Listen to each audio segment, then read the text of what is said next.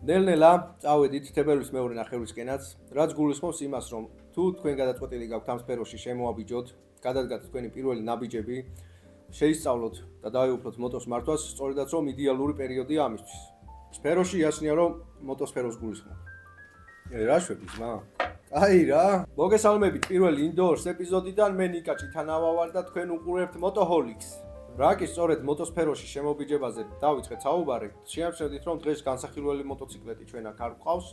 ამან არ დაგაბნიოთ, არ შეგაშინოთ, რადგან დღეს გვექნება ყველასთვის სასიკეთო და საინტერესო ვიდეო ეპიზოდი, რომელიც გამოგადგებათ როგორც დამწყებებს, ასევე ცოტა უფრო გამოცდილებსაც. დღეს ვისაუბრებთ ისეთ თემატიკებზე, რაზეც დამწყებებს ფაქტიურად არავინ არ ესაუბრება. თუმცა თუ თავი გამოცდილად მიგაჩნიათ, მალე ნუ დაგტოვებთ, უყურეთ ჯერ ამ ვიდეოს და შემდეგ რავი, შეგიძლიათ რომ ეს ვიდეო გადაუზიაროთ თქვენს ირგვლივ იქნებიან დამწყები რაიდერები, ვისაც ეს ინფორმაცია ძალიან გამოადგებათ და ანახოთ მათ. ან პირდაპირ გადაუზიაროთ ჩვენი არხი.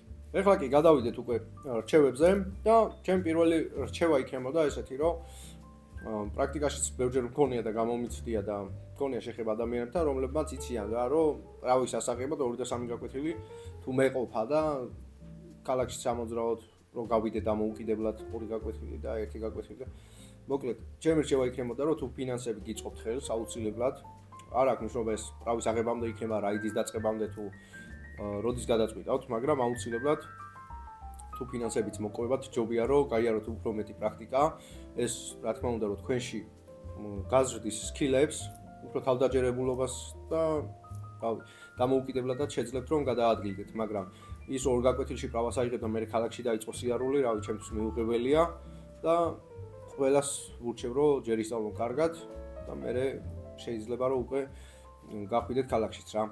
ყურადღებას კი ამაზე იმიტომ ვამახვილებ, რომ ეს არ არის ავტომობილი, რა თქმა უნდა, არის განსხვავებული ამ ტექნიკის მართვის შემთხვევაში ჩართულია ჩვენი 4-ვე კიდური და მოსახვევის შემთხვევაში ჩვენი 4-ვე კიდურიც აღარ არის საკმარისი, აქ უკვე გვჭირდება ჩვენი ტანის წონის გადანაწილება მანევრის შესრულებისთვის, ამისთვის კარგი ბალანსი და რა თქმა უნდა, ბევრი პრაქტიკა არის საჭირო.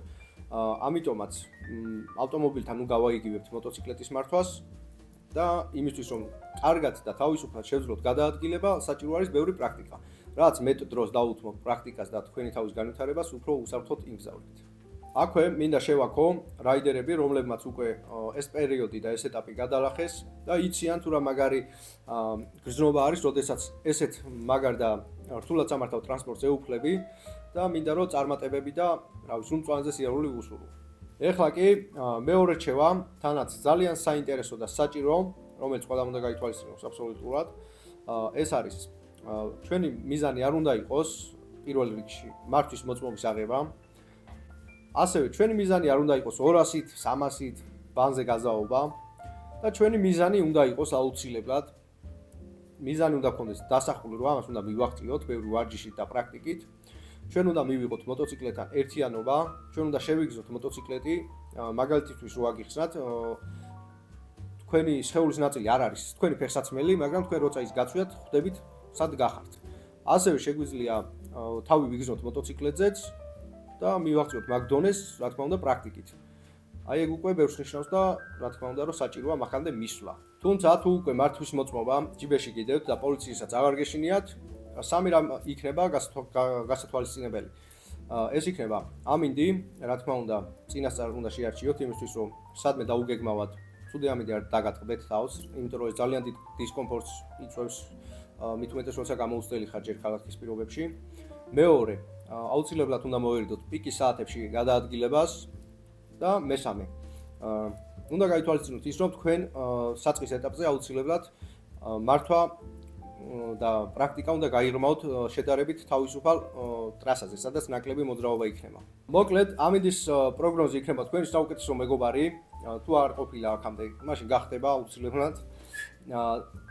ეხლა ის ყველა მიცის, დარწმუნებული ვარ, რომ ამ წვიმიან ამინდებში მოსრიალების საშიშროება დიდია და ყველას ალბათ მაგის შიში აქვს, მაგრამ ბევრ რაღაცას ყურადღებას არ აქცევთ, მაგალითად იმას, რომ თქვენ წინ მიმავალი მანქანა საშინლად გსვრით, გასხავთ წყალს, რა ვიცი, ანუ ხედვასაც ვეღარ ახერხებთ შემდეგ უკვე როცა ვიზორი გაქვთ ჩამოწეული, თუ აწევ კიდე თვალებში გესმაო პირდაპირ მთელი ის ტალახი და რა ვიცი, წვიმა. შემდეგ მაგის მეორე დღეს უკვე როდესაც წვიმაში მოყვები, აუცილებლად მოტოციკლეთან რომ მიხვალ, წინადღისით დასერვისებული ჯაჭვი შეიძლება დაგხვდეს ჟანგიანი. ეს არის კიდევ ერთი მიზეზი, რის გამოც ძალიან ცუდია წვიმაში გადაადგილება და არ არის სასურველი. განვაგრძოთ, ესე იგი, პირველ რიგში უნდა ვიყოთ ძალიან მომთმენები, უნდა ვიყოთ ფოკუსირებულები იმაზე, რომ ჩვენი მიზანი უნდა იყოს, რომ დღისით რომ გამოვალთ სახლიდან, სადღაც დანიშნულების ადგილამდე მივიდეთ ცოცხლები. ასევე უნდა ვიყოთ ძალიან თავმდაბლებიც, არავისთან დატოლებები და რაღაცები არ უნდა მოგვინდეს, იმიტომ რომ დარწმუნებული ვარ, ბევრი გაიჩითება გვერდზე, ვინც წაგეგაზავება, ჩაგიჭერს, რავი, ესე ხდება ხოლმე რა ზოგადად და ჩვენი მთავარი მიზანი უნდა იყოს ის, რომ მათ არ ავყვეთ და დანიშნულების ადგილამდე მივიდეთ უსაფრთხოდ. ახლა კი შევეხოთ პირველი ბაიკის შეძენას და მის სიმძლავრეს. არ არის აუცილებელი, რომ ყველამ დავიწყოთ 125 კუბიანებით სიარული. ეს შეიძლება ძალიან უსაფრთხო და პატარა მოცულობის სიმძლავრის მოტოციკლეტად მოგეჩვენოთ, მაგრამ იმ შემთხვევაში თუ ჩვენ გზებზე გადაადგილება გვიწევს, პირიქით საფრთხის შემცველი უფრო აღმოჩნდეს, რადგან მას არ შეუძლია და არ აქვს ის სიმძლავრე, რომ აბგონზე გადასწრებისას ჩვენი უსაფრთხოება უზრუნველყოს. ამიტომაც A2 კლასის მოტოციკლეტები იქნებოდა იდეალური დასაწყებად, ჩემი აზრით. და მე პირადად რეკომენდაციას გავუწევდი უფრო A2 კლასის მოტოებს რა. ქალაქის პირობებშიც არის ძალიან იდეალური სამართავი, გადასაადგილებლად არის ძალიან კარგი და გადასწრების შემთხვევაშიც საკმაოდ კარგი არის და დამწყებისთვის არის იდეალური ვარიანტი. ასევე ხაზგასმით მინდა გითხრათ, თუ რატომ არ გავუწევდი რეკომენდაციას კრუიზერს, ჩოპერს პირველ მოტოციკლეტებად. დამწყების შემთხვევაში ბევრმა შეიძლება არ იცოდეს, მაგრამ მთელი ბავშვობა და მთელი 10 წელი და 15 წელი მოსწონდეს რაღაც კონკრეტული მოდელი და გადაწყვიტოს პირველ მოტოციკლეტად მისი შეძენა. მე კიდე ამას არ ვემხრობი, არ ვუწევ რეკომენდაციას და გეტყვით მაგის მიზეზებს. პირველ რიგში, კრუიზერის შემთხვევაში, ვინაც ჩოპერის შემთხვევაში ეს ბევრისთვის ერთი რეგიონია. გვაქვს შეხება რასთან, როცა ვждებით გამოუცდელი ადამიანი ამ მოტოციკლებზე, ჩვენ ფაქტიურად განვითარების საშუალება აღარ გვაქვს, რა ვждებით, რაღაც დონეზე ვსწავლობთ კატაობას და ვკატავთ სულ ეგრე. всё, ანუ მეც ვერაფერს ვერ მივახცევთ ამ მოტოციკლებზე. სტანდარტული სტრიტის შემთხვევაში კი შეგვიძლია მანევრის დახვეწვა, განვითარება და ეს ყველაფერი ხდება თან, რასაც კრუიზერზე მიაღწევ წელიწადში, სტრიტის შემთხვევაში მიაღწევ თვეში. პირველი ბაიკი იმისთვის რომ განვითარდეთ, აუცილებლად ჩემი რეკომენდაციით იქნებოდა სტრიტ ბაიკი. რა კი, პირველ შენაძენ ბაიკებზე გვაქვს საუბარი, თუ კი ვინმეს გორის მოტოები მოგწონთ, ოფროუდი მოგწონთ, არ შეგეშინდეთ, თავისუფლად შეგიძლიათ მაგარ ჩემის გაკეთება, რომ დაიწყოთ მთის მოტოებზე სწავლა და პრაქტიკის დაგროვება, რადგან მაგ გამოცდილების შემდეგ ტრასაზე გადმოწყობა ბევრად მარტივია, ვიდრე წლები რო იაროთ ტრასაზე და შემდეგ გადაეწყოთ გზოობის მოტოციკლეტებზე.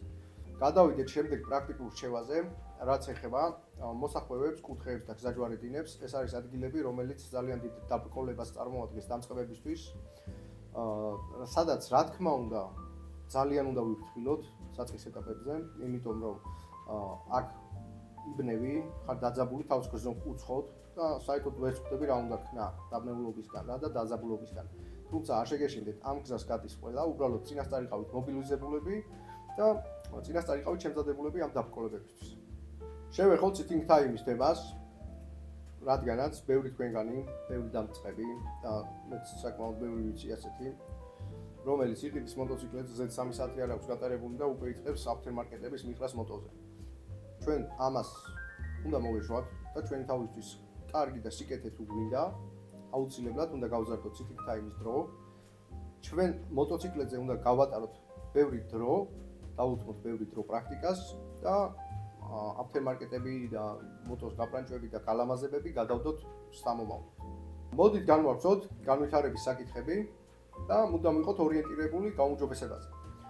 პირველ რიგში ერთი და იგივე დროს უნდა ვუთმოთ ერთი და იგივე რაღაცების კეთებას, დაახლოებით 10 საათი თუ თქვენ ერთ რაღაცაზე ხართ ორიენტირებული რომ ივარჯიშოთ და გააკეთოთ, ეს არ იქნება კარგი შედეგიანი, ამისთვის შეგიძლიათ რომ სცადოთ სხვადასხვა რაღაცებს დავუთმოთ დრო და ეძიოთ სიახლეები თქვენი პრაქტიკის ასამაღლებლად. ასევე შევეხებით მარშრუტებსაც, თუ თქვენ ერთი და იგივე მარშრუტი გაიარეთ 20 ჯერ და ეს მარშრუტი თქვენ უკვე აღარ გაძლევთ სიახლეს და ვეღარ გმატებთ იმ რაღაცას, რაც გჭირდებოდათ, შეგიძლიათ სცადოთ სხვა მარშრუტების წიარულიც. რა თქმა უნდა, ეს ყველაფერი უნდა გაკეთდეს უსაფრთხოდ. მნიშვნელოვანი რჩევა, რაც აუცილებლად კარგი იქნება ყველასთვის, ვინც გაითვალისწინებს, ეს არის გამოცდილი რაიდერი, რომელიც თქვენ დაგეხმარებათ უკვე ქალაქის პირობებში, ან ქალაქ გარეთ, როდესაც გადაწყვიტავთ რაღაც პირველი ნაბიჯების გადადგმას, რომელიც გაგიწვევათ წინ და ეს იქნება ცოცხალი გაკვეთილი, რომელსაც თქვენ ხედავთ და იმეორებთ მის ესე ვთქვათ მანევრებს რა, თქვენ ხედავთ სად ჩქარდება, საიდან იწყებს დატორმუზებას, როგორ მანევრირებს, როგორ ართმევს დაბრკოლებებს თავს, ანუ ხო ხდებით მოხვევა, ბევრი რაღაცა არის რა, რასაც თქვენი თვალით ხედავთ და ფაქტიურად იმეორებთ თქვენ ამ ყველაფერს. ეს იქნება ყველაზე მაგარი გაკვეთილი თქვენთვის და ძალიან დიდი მნიშვნელობა აქვს ამას, რომ წინ გყავდეთ სწორი გიდი. თუ საახლობლოში მსგავსი ადამიანი არ გამოგენახებათ და საიმედოდ ადამიანი არ გყავთ, ვინც კარგ გიდობას გაგიწევთ და დაგეხმარებათ ამ პირველი ნაბიჯების კარგად დათვისებაში, ამისთვის შემიძლია შემოგთავაზოთ Motoholics ხული, სადაც ვასწავლი მე თვითონ და სადაც მე პირადად უზრუნველყოფ თქვენს კარგად მომზადებას, როგორც ქალაქში, ასევე ქალაქ გარეთ, როგორც ინდივიდუალურად, ასევე ჯგუფთან ერთად. როგორც თქვენთვის იქნება მისაღები. შევეხოთ ხშირად უთქმელ საკითხებს. პირველ რიგში, რაც აუცილებლად ყველამ უნდა გაითვალისწინოს, კარგი გამოძინება ყოველი რაიდის წინ არის აუცილებელი, იმისთვის რომ ვიყოთ ენერგიულად და მოტოციკლეტი ვიგრძნოთ და ვიყოთ თვითონ მოტოს მართვის ისეთ ხასიათზე, რომ კომფორტულად ვიგრძნოთ თავი და ალკოჰოლზე საუბარი ზედმეტია საერთოდ, ალკოჰოლზე არ ვსაუბრობ. პირველ რიგში თუ გიწევთ შორგზაზე გზავრობა, აუცილებლად წინათ ღამით შეეცადეთ რომ გამოიძინოთ კარგად, რომ იყოთ ენერგიულად და ყოველთვის წყალი იქონიეთ თან, რომ შორ მარშრუტებზე წყალი სვათ და იყოთ ენერგიულად. ჩვენი სპონსორია ვახმარო. ძალიან მინდა შევეხო ხილვადობის საკითხს, როდესაც ჩვენ სადღაც აღმოჩნდებით, სადღაც რა გზაზე აღმოჩნდებით, მანქანების შორის არ აქვს მნიშვნელობა, ხედავთ თუ არ ხედავთ იქ რაღაცა დერეფანს, იმისთვის რომ ჩვენ გავიაროთ. აი მე პირადად მქონია ბევრი შემთხვევა მსგავსი რა, რაც დამწყებებსაც გექნებათ ალბათ, რომ მივდივარ, სადღაც ხედავ რომ ვეტევი და მივდივარ, მაგრამ სადღაც მანქანიდან გადმოდის ფეხოსანი. ამ შემთხვევაში რას ვშვებით? რა თქმა უნდა, მივდივართ იმ სიჩქარით, რომ შევძლოთ ბაიკის სრულად გაჩერება. ისე რომ არც საკუთარ თავს შეუქმნათ საფრთხე და არც იმ ფეხით გადმოსვლელ ადამიანს. ასევე არის ხოლმე შემთხვევები, რომ ავტობუსები, მანქანები არიან ხოლმე გაჩერებულები ისეთ ადგილებში რა, საიდანაც არ გვაქვს ხედვა, ადამიანი გადმოვა თუ არ გადმოვა და ამ დროს ამ პოზიციაში ბევრი ჩქარა მიდის. მე თვითონ მინახავს და ძალიან შიშს ღურის ხოლმე რა, სხვისი შეხედვაც კი რომ ესეთი სისწრაფით მიდის სადღაცა, სადაც არ იცის რომ ავტობუსის წინ შეიძლება ვიღაცამ გადმოურბინოს, შეიძლება ახლმაგარად გადმოურბინოს, შეიძლება ადამიანმა გადმოურბინოს, ასევე ველობილიკებში რა, ველობილიკებში მოტოციკლეტს საერთოდ არაფერი არ ესაქმება, იქაც ესე რა თქმა უნდა შეიძლება ვიღაცები მაინც დადიან, მაგრამ აუცილებლად უნდა იარონ მაქსიმალური სიფრთხილით. მე დამწყებებზე მაქვს ახლა საუბარი, როდესაც ვიწყებთ ქალაქში გადაადგილებებს, აუცილებლად ვეცადოთ ვიაროთ იმ სიჩქარით და ისე, რომ შევძლოთ მოტოციკლეტის მაქსიმალურად გაჩერება. ესეთ რთულ მომენტებში. როგორც კი პატარა გამოცდილებას დავკრიფავთ, ყველას უჩნდება სურვილი იმის, რომ დაიწყოს ეგრეთ წოდებული ვილი, სვეჭყაობა, ესე რომ ვთქვათ. და რატომ? როდესაც ჯერ გვაქვს სასწავლი ყველაზე მნიშვნელოვანი რაც მოტოციკლეტს გააჩნია, გაზზე მნიშვნელოვანიც კი დაჟე და ნებისმიერ დეტალზე მნიშვნელოვანი მოტოციკლეტთან დაკავშირებით არის სწორი დამუხრუჭება, რაც აუცილებლად ყველამ უნდა ვიცოდეთ. სვეჭკის შესახებ რაც შემიძლია კიდევ რო გითხრათ, სვეჭკის ეპიზოდი არის გადაღებული ძალიან კარგად, მაქსიმალურად განხილული, აქ ამოვარდება ალბათ და გადადით უყურეთ ვისაც გაინტერესებს. რა კი ტორმუზებს საუბრობდით, მინდა გირჩიოთ ესეთი სახის ვარჯიში, შეგვიძლია რა თქმა უნდა ცარიელ ტრასაზე, მოედანზე, რაც არავის არ შეუშლით ხელს. რაღაცა ფიგურებით დავალაგოთ ჩვენი დაბრკოლება და დავიწყოთ ვარჯიში. დაახლოებით დავჩქარდებით 70 კმ/სთ-მდე და მგონი ზუსტად არის ნორმატივად ითვლება 15 ან 20 მეტრში გაჩერება. და ჩვენი მიზანი უნდა იყოს, რომ სიტყვაზე როცა 70 კმ/სთ-დან დავიწყებთ დამუხრუჭებას და ვჩერდებით 15 მეტრში, ეს მეტრები ნელ-ნელა შევამციროთ. უმჯობესი იქნება ვილის გაკეთებამდე და სხვა მანევრების შესწავლამდე დავიწყოთ ამაზე ვარჯიში და ამის დახვეწვა. ტორმუზის გარდა აუცილებლად ვარჯიში დაგჭირდება მოსახლეობებზე, ჩვენს სკილების ამაღლებაზე, რაც უზრუნველყოფს უკვე იმას, რომ ჩვენ კარგად მოუხვიოთ, შევიდეთ მოსახლეებში. ცნობილია ყველასთვის, რომ მოტოციკლის საჭით არ უხვევს და აქ მთავარ როლს სიმძიმის ცენტრი ასრულებს. ამისთვის კი გვჭირდება ბევრი ვარჯიში. ასევე ამ ყველაფერში შემიძლია თქვენი დახმარება, მაქვს სკოლაში ჯიმხანის კურსიც, სადაც კონკრეტულად ამაზე არის ვარჯიშები გათვლილი, ინდივიდუალურად არის ადამიანებზე მორგებული, ყველა გაკვეთილი და ჯერ ტორმუზი, შემდეგ მოსახვევები და ასე მივყვებით ეტაპობრივად ყველაფრის სწავლას და განვითარებას. ვილი მოიცდის. და ბოლოს არ შემიძლია არ შევეხო თემას, რომელიც ძალიან აქტიურია ამ ბოლო დროს განსაკუთრებით და ხშირად გვხდება TikTok-ზე, Instagram-ზე, Facebook-ზე, ნუ მოკლედ. მოტოციკლეტი არ არის თერაპია, მოტოციკლეტი არანაირ პრობლემებს არ გიგგვარებთ და შეეშვით ამ სფეროს რომანტიზებას და რავი, ხა დაჯექი მოტოზე 200 წადი და პრობლემები გაქრება და ესეთი რაღაცები არ ხდება. ის პრობლემები 200-ზეც მოყვება და რო გაჩერდები ისევ შენი მოსაგვარებელი იქნება და ამიტომ ვიყავით მეტი პასუხისგებლიანები და მოეშვით მსგავს რაღაცებს რა. ჩემი დიდი თხოვნა იქნება პირადად. ეხლა კიდე მადლობას მოგახსენებთ ყურებისთვის ყველას. ძალიან მახარებს თითოეული თქვენგანის კომენტარიც, შეფასებაც, მოწონებაც და ძალიან მალე დაგიბრუნდებით მაგარი საინტერესო ვიდეოებით. ჩემი თხოვნა იქნება გამოიწეროთ არხი, გადაუზიაროთ თქვენს მეგობრებს, ვისაც შეიძლება რომ ეს გამოადგეს და გვადევნეთ თვალი. მადლობა ყველას. დროებით.